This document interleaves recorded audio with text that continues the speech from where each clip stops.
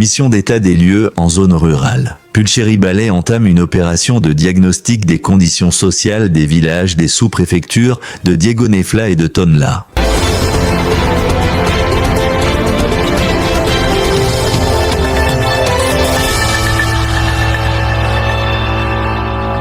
Pulchéry Ballet, présidente du mouvement de la société civile alternative citoyenne ivoirienne, ACI, s'est engagée dans une immersion au cœur des sous-préfectures de Diégonefla et Tonla, afin d'évaluer les réalités socio-économiques des communautés villageoises.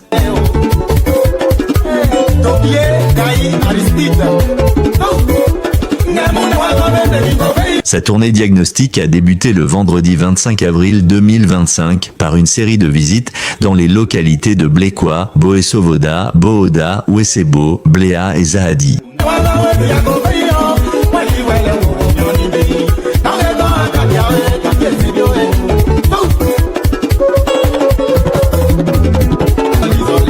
Notre démarche vise à identifier les défis quotidiens des populations rurales pour construire des solutions adaptées. Un développement équitable passe nécessairement par l'écoute des territoires oubliés. Soyez assurés, brave communauté, que l'ACI sera désormais à vos côtés, a affirmé la leader associative.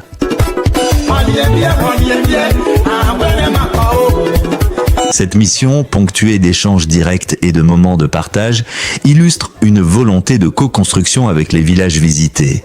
Revivez les étapes marquantes de cette immersion solidaire. Un symbole concret pour les communautés, lors de son passage dans chaque village, Pulchéry Ballet a offert aux habitants 2 panneaux signalétiques affichant le nom officiel de leur localité. Ce geste, à la fois pratique et symbolique, a été perçu comme une reconnaissance de l'identité territoriale par les populations qui ont chaleureusement salué cette initiative. Cette action souligne à la fois l'action concrète, avec les panneaux, et son sens politique. Reconnaissance des territoires, alignée avec l'engagement de Pulchéry Ballet pour les localités villageoises.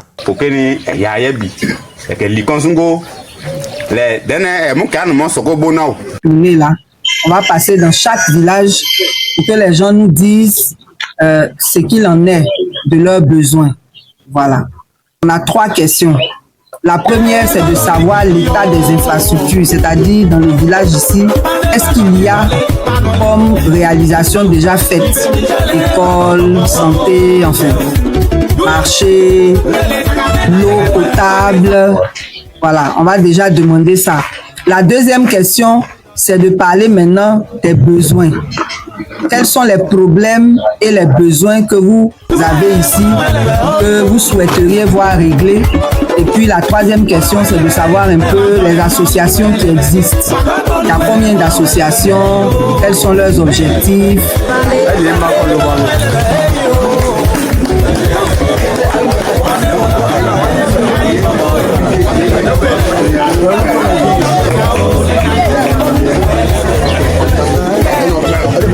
On va passer à nous, nous continuons de passer à nous, continuer de nous protéger.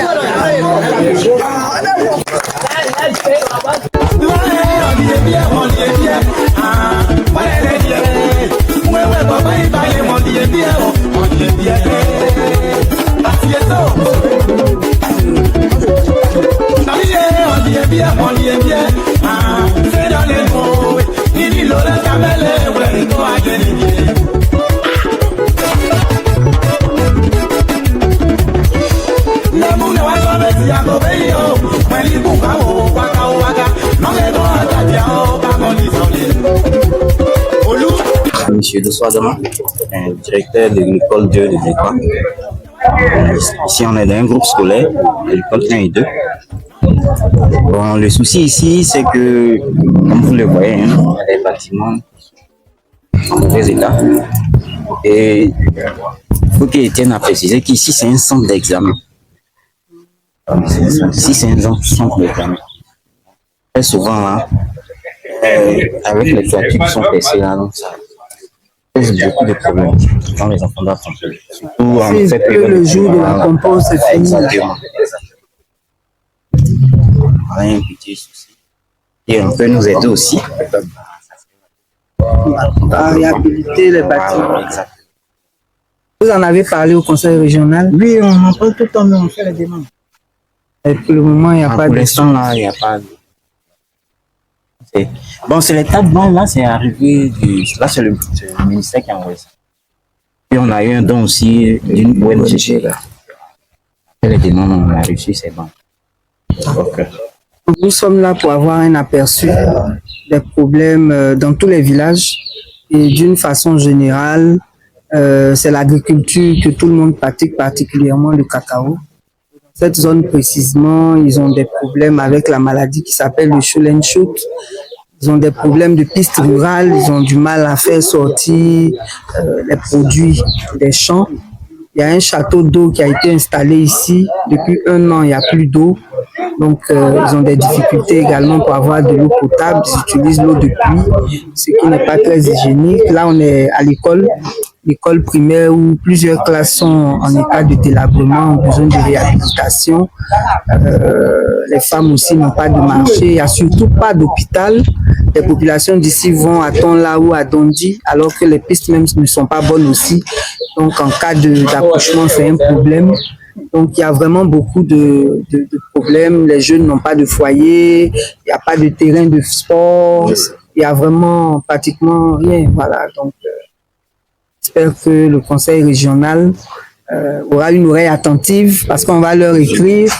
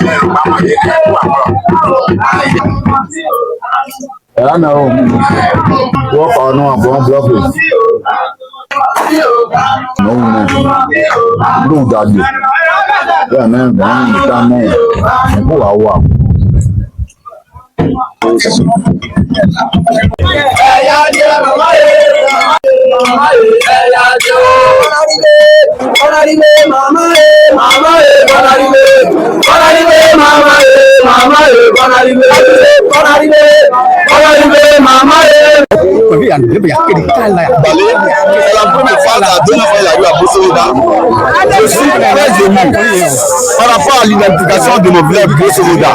Son arrivée a permis d'avoir un bon soleil et son arrivée a permis d'avoir un bon vent dans le village.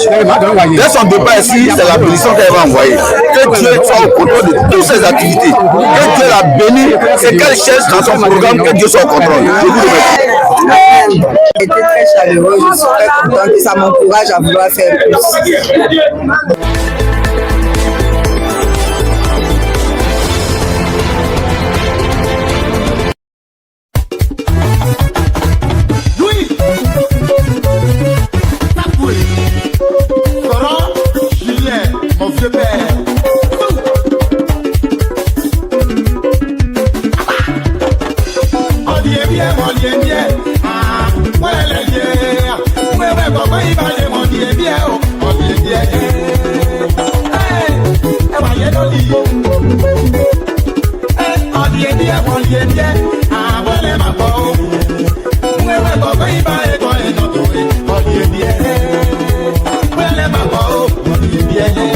Hey!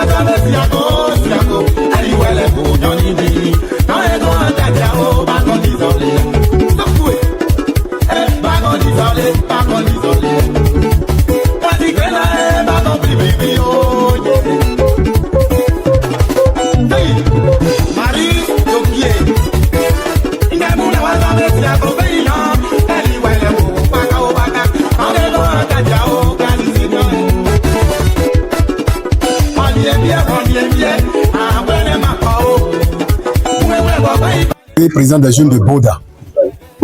Je voudrais dire merci à maman Pulchérie pour tout ce qu'elle vient de faire. Vraiment, c'est une grande première pour nous de voir cette pancarte qui identifie le village Boda. Vraiment, je voudrais lui dire merci. Au nom du village. Je remercie tout le village, particulièrement les responsables du village, pour l'accueil. Désormais, on sera à leur côté. On a entendu tous les problèmes qui ont été dits. Par la grâce de Dieu, on va faire ce qu'on peut. Merci vraiment. Oui, je le connais, c'est lui qui verse l'eau là.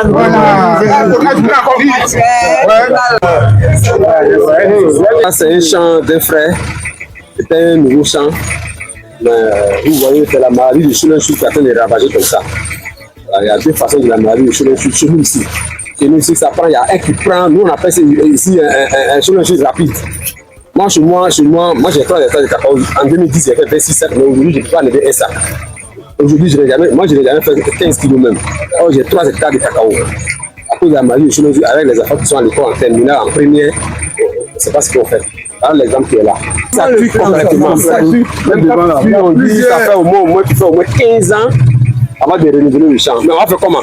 On est obligé de travailler en bas. Mais quand tu plantes, comme c'est une maladie qui est en bas du sol, quand tu plantes, ça retue. Ça tue seulement. Donc, il faut traiter le sol. Ou il faut laisser la plantation au moins 15 ans. Ça devient maintenant une forêt d'abord avant de défricher encore plus, reprendre le champ. Mais pendant ce temps, tu manges quoi? Donc, nous, on est déçus, on lutte avec ça. Je m'appelle Ouanko Mobi Daniel. Mon papa, il a fait 8 hectares de cacao. Ça donnait 2 kia à 3 kia. Mais maintenant, là, tu ne peux même pas enlever une cuvette. Tout est mort. Ce sont les mêmes maladies là. Voilà. Ce sont les mêmes maladies là. Vous gagnez combien de sacs? Faut pas dire sac, faut dire cuvette. Oh, voilà. Cuvette, c'est pas sac. Maintenant, on peut plus rien avoir dans le cacao. Il n'y a rien. Voilà. Il n'y a rien même.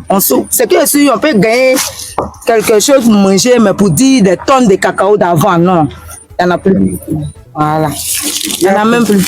Nous sommes à Boda, un village de la sous-préfecture de Tonla. Et nous sommes venus faire un diagnostic dans les villages de la sous-préfecture. Et on nous a signalé l'existence d'une maladie qui décime les cacaoyères, qui s'appelle le Choulin-Chou. Donc on a voulu vérifier par nous-mêmes les impacts de cette maladie-là sur les cacaoyers. Il paraît que ça fait tomber même les arbres, ça les tue à l'image de l'arbre qui est là. Et donc, ça crée aussi la paupérisation parce que la culture principale ici, c'est le cacao. Et quand cette maladie décime les plantations, automatiquement, c'est la pauvreté puisqu'il n'y a plus de moyens pour scolariser les enfants, même pour vivre, pour entreprendre et tout. Donc, vraiment, on va chercher des solutions avec le CNRA pour aider nos parents.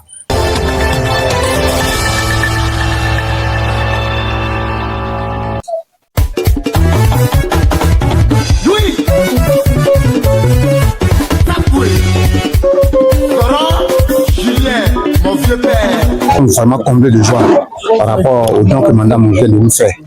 Nous prions Dieu pour elle, pour qu'elle persévère encore plus dans ses efforts. Nous disons merci. C'est la première fois que je viens ici et ils m'ont bien accueilli.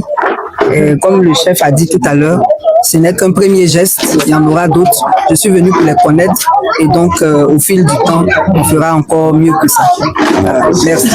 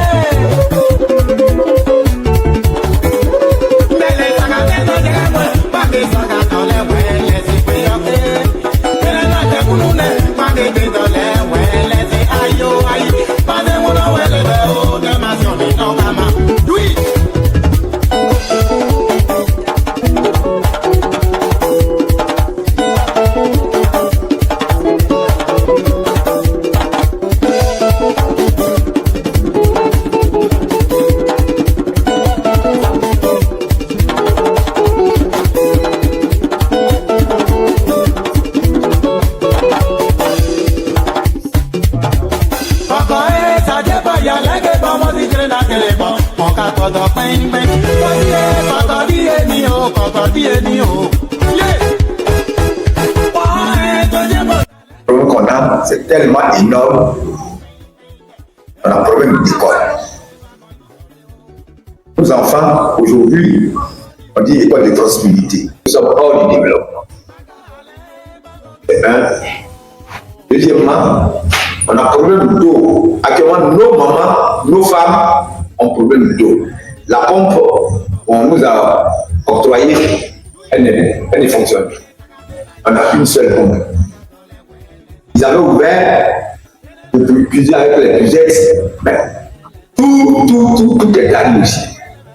Donc actuellement, nos mamans ont des problèmes d'eau. On est obligé de faire recours au mari.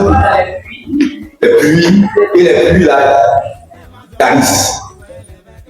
Il faut s'élever à 3 h du matin. Le propriétaire même, souvent il y a problème. Donc vraiment, le deuxième problème, ça. Un centre de santé, une maternité, un dispensaire.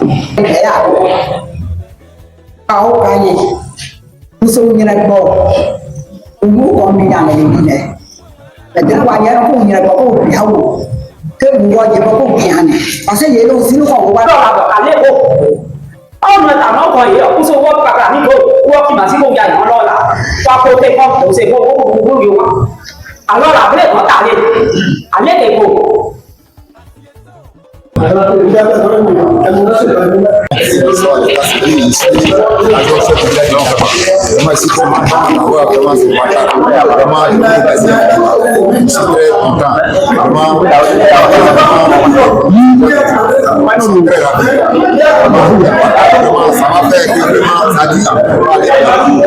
Je ne fais que vous remercier.